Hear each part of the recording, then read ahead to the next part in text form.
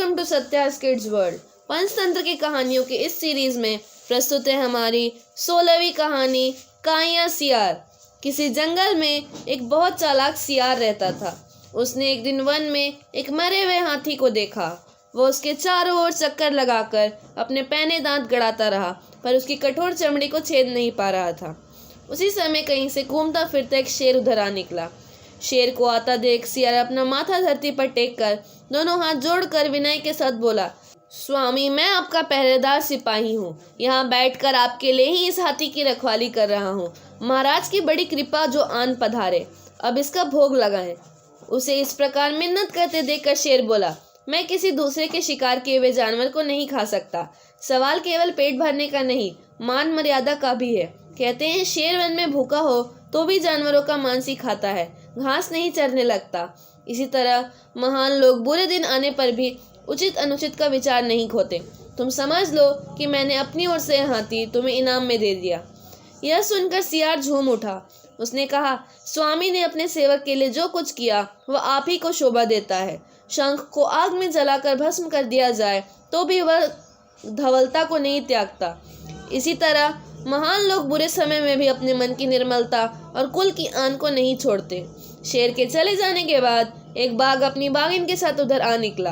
उसे देखकर सियार सोचने लगा, अभी तो मैंने एक दुष्ट को जैसे तैसे फुसला बहला कर यहाँ से हटाया, अब इस दूसरे को कैसे भगाऊं? वह शेर से अधिक लड़ाका है। भेद नीति के बिना इसे पार नहीं पाया जा सकता। कहते हैं समझाने बुझाने से या कुछ दे दिवा कर काम बनता न दिखाई दे, वहाँ शत्रुओं के बीच फूट डालकर उन्हें वश में कर लेना चाहिए। यह सोचकर सियार बाघ के सामने जा खड़ा हुआ और अपनी गर्दन उचकाकर डरने का नाटक करते हुए बोला, मामा जी, आप यहाँ मौत के गाल में कैसे चले आए? इस हाथी का शिकार करने वाले शेर ने मुझे इसकी पहरेदारी पर लगा रखा है। वह अभी नदी में नहाने गया है। उसने जाते जाते मुझे हुक्म दिया, यदि कोई बाघ यहाँ आए तो चुपचाप आकर मुझे बता देना, मैं आकर उसका सफाया कर डालूंगा।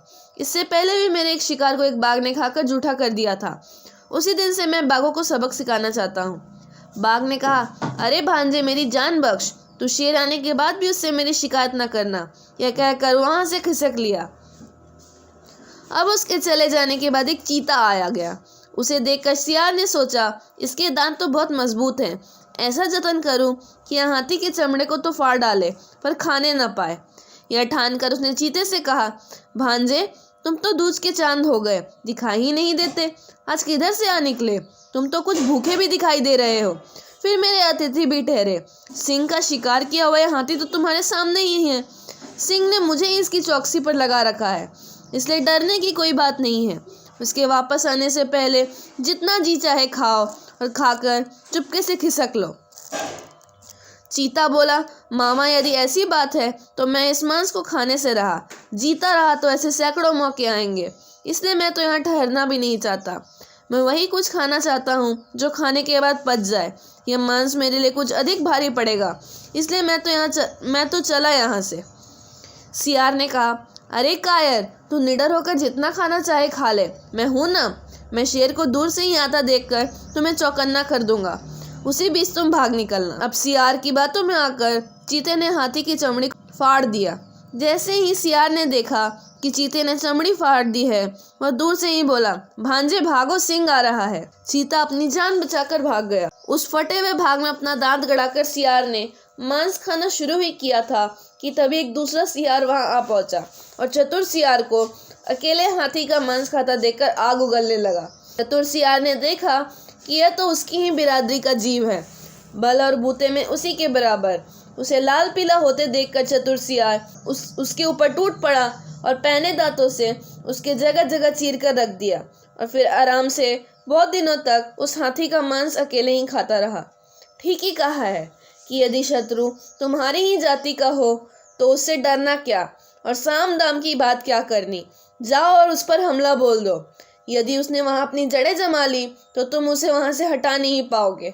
तो बच्चों, कैसी लगी ये कहानी? ऐसी ही अन्य कहानियों के लिए हमारे चैनल को सब्सक्राइब करें। वीडियो अच्छी लगी हो तो उसे लाइक करें, शेयर करें। Thanks for watching.